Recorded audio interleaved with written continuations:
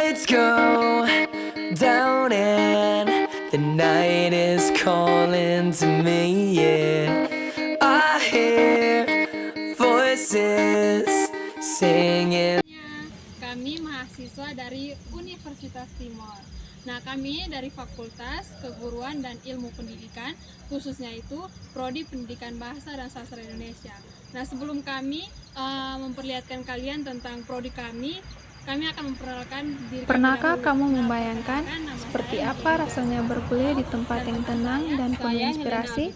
Selamat datang di kampus Universitas Timor, Fakultas Keguruan dan Ilmu Pendidikan, khususnya Prodi Pendidikan Bahasa dan Sastra Indonesia. Di video ini, kami akan mengajak kalian berkeliling, melihat langsung suasana belajar dan fasilitas yang kami miliki. Ayo ikuti keseruan kami.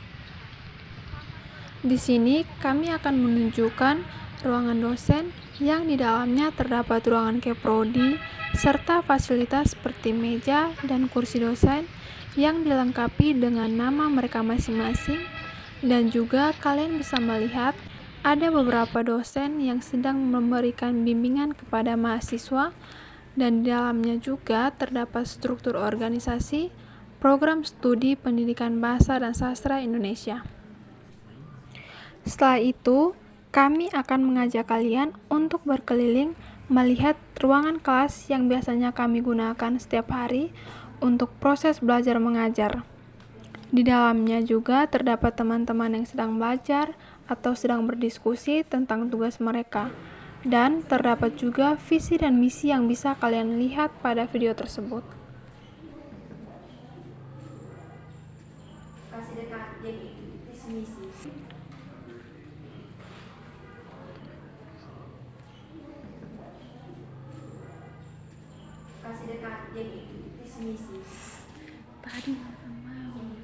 Halo, selamat pagi semuanya. Perkenalkan, nama saya Marleni Graciela Sayuklau dengan NPM 31220027. Di sini kami akan membahas artikel kami yang berjudul Hubungan Variasi Bahasa dalam Tuturan Penjual dan Pembeli Ikan di Pasar Nona Manis, Kecamatan Biwoki Anleu. Di sini kami akan mulai dari abstrak. Nah, artikel ini meneliti berbagai macam bahasa yang digunakan dalam jual beli ikan di Pasar Nona Manis, Kecamatan Biwoki Anleu. Tujuan penelitian ini adalah untuk mengidentifikasi variasi bahasa yang muncul dalam penjualan dan pembelian ikan, menganalisis faktor-faktor yang mempengaruhi variasi tersebut, dan mendeskripsikan bagaimana variasi tersebut mempengaruhi komunikasi dan transaksi penjualan. Nah, metode penelitian yang digunakan adalah pendekatan deskriptif kualitatif dengan penekanan pada komunikasi etnografi. Data dikumpulkan melalui observasi partisipan dan rekaman percakapan antara penjual dan pembeli ikan. Nah, penjelasan berikut akan dilanjutkan oleh teman saya. Pendahuluan. Bahasa merupakan alat komunikasi utama yang digunakan oleh orang-orang untuk menyampaikan gagasan, perasaan, dan cerita dalam kehidupan sehari-hari. Dalam interaksi, penggunaan bahasa tidak pernah lepas dari konteks sosial, budaya, dan situasional. Setiap komunitas, bahasa memiliki cara berkomunikasi yang berbeda, tergantung pada latar belakang sosial, status ekonomi, usia, serta hubungan antar penutur. Perbedaan tersebut menciptakan variasi bahasa yang muncul secara alami dalam berbagai situasi, salah satunya dalam konteks interaksi jual-beli di pasar tradisional. Pasar tradisional bukan hanya sekedar tempat transaksi ekonomi, tetapi juga ruang sosial tempat berlangsungnya interaksi antara berbagai anggota masyarakat. Salah satu contoh pasar yang mencerminkan dinamika sosial bahasa tersebut adalah Pasar Nona Manis yang terletak di Kecamatan Biwoki Anleu, Kabupaten Timor Tengah Utara, Nusa Tenggara Timur. Di pasar ini, Yang berikut adalah metode penelitian. Penelitian ini menggunakan teknik analisis isi. Penelitian ini menggunakan metodologi kualitatif. Pada penelitian ini, teknik analisis data digunakan. teknik pengumpulan data melalui teknik observasi, teknik simak, teknik rekam, dan teknik catat. Dalam penelitian ini menggunakan metode analisis data kualitatif, khususnya analisis isi. Variasi bahasa dan fungsinya berbeda-beda di Pasar Nona Manis, Kecamatan Biboki Anleu. Studi ini hanya melihat tuturan penjual dan pembeli ikan di pasar tersebut. Nah, untuk materi selanjutnya akan dibahas para teman saya. Berikutnya saya akan menjelaskan hasil dari penelitian kami. Jadi teman-teman, berdasarkan pendahuluan metodologi yang sudah kami jelaskan mengenai variasi bahasa dalam tuturan penjual pembeli ikan di Pasar Nona Manis, Kecamatan Biboki Anleu, dapat kami menganalisis hasil dari masalah yang telah ditemukan, yaitu variasi bahasa yang terdapat di Pasar Nona Manis, Kecamatan Biboki Anleu. Variasi bahasa yang pertama itu kami lihat dari segi penutur atau dialek.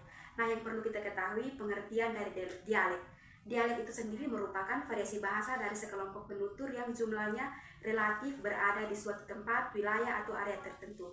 Contohnya pada data pembeli ikan ini harga FAUK, penjual satu tumpuk 10.000 sa. Nah, data pada tuturan di atas merupakan variasi bahasa dari segi penutur yaitu dialek. Kata FAUK dalam tuturan ikan harga FAUK merupakan penggunaan kata yang digunakan oleh penutur karena penutur terbiasa menggunakan bahasa daerah yaitu bahasa Meto. Padahal bisa saja penutur menggunakan pilihan kata bahasa Indonesia. Kata FAUK termasuk ke dalam dialek bahasa Meto yang berarti berapa. Pembeli menggunakan kata FAUK supaya penjual merespon pembeli sehingga dapat menyebabkan tawar-menawar untuk membeli dagangannya. Jadi, kata FAUK yang digunakan penjual kepada pembeli termasuk ke dalam dialek bahasa Meto. Variasi bahasa yang berikutnya itu kami lihat dari segi keformalan atau ragam santai.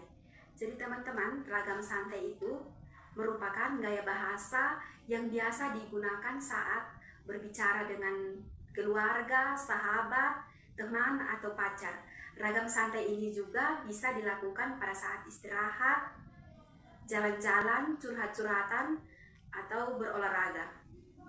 Ragam ini biasanya menggunakan bentuk kata atau ujaran, yakni bentuk kata atau ujaran yang dipendekkan.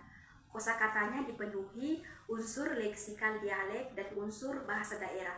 Contohnya pada data berikut. Pembeli, ikan ini segar. Penjual, segare, beli su. Yang son segar-segar son ada kakak. Nah, dalam data tersebut tuturan termasuk dialek bahasa Biboki yang arti dari kata sonde segar adalah tidak segar dalam keadaan santai pada sebuah percakapan biasa. Akrab merupakan jenis bahasa yang biasa digunakan oleh orang yang memiliki hubungan yang akrab seperti antara teman, anggota keluarga, dikenal sebagai ragam akrab. Ragam ini ditandai dengan penggunaan bahasa yang singkat, tidak lengkap, dan seringkali tidak jelas. Pembeli, mune seko, penjual aika bisa kae. Tuturan dalam data di atas merupakan variasi bahasa dari segi keformalan, yaitu ragam akrab. Perana frasa mune se merupakan penggunaan frasa yang digunakan oleh penutur karena penutur terbiasa menggunakan bahasa daerah, yaitu bahasa Meto, padahal bisa saja penutur menggunakan pilihan kata bahasa Indonesia. Frasa munese digunakan pembeli karena merasa akrab dengan penjual, sehingga penjual menggunakan dialek Meto karena mendengar pembeli berintonasi nada Meto. Kesimpulan, berdasarkan hasil penelitian data mengenai variasi bahasa dan fungsi bahasa pada tuturan penjual dan pembeli ikan di Pasar Nona Manis, Kecamatan Biboki Anleu, dapat disimpulkan variasi bahasa dalam tuturan penjual dan pembeli ikan di Pasar Nona Manis, Kecamatan Biboki Anleu yang peneliti temukan yaitu variasi bahasa dari segi penutur yaitu dialek dan konkret, variasi dari segi pemakaian, variasi dari ragam akrab dan ragam santai. Adapun variasi bahasa dan segi keformalan yang tidak peneliti temukan yaitu ragam baku dan ragam santai. Karena ragam baku merupakan variasi bahasa yang paling formal, ragam baku ini biasa digunakan dalam situasi kehamidat serta upacara-upacara resmi. Sedangkan ragam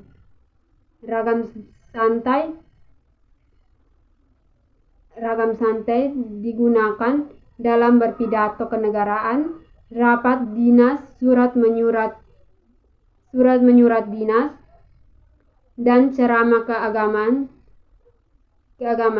serta buku-buku pelajaran, dan variasi dari segi sarana yaitu terdapat variasi bahasa lisan. Adapun fungsi variasi dalam tuturan penjual dan pembeli di Pasar Dupa Jalan Merpati, Tangerang Tengah, Kecamatan Mariapon, Damai Kota, Pekanbaru yang peneliti temukan yaitu fungsi instrumen, fungsi relegasi historis, fungsi personal, fungsi internasional, fungsi repsesional, fungsi historik. Peneliti tidak menemukan fungsi imajinatif karena fungsi imajinatif dipakai untuk mengungkapkan pikiran atau gagasan baik yang sesungguhnya atau tidak, perasaan dan khayalan.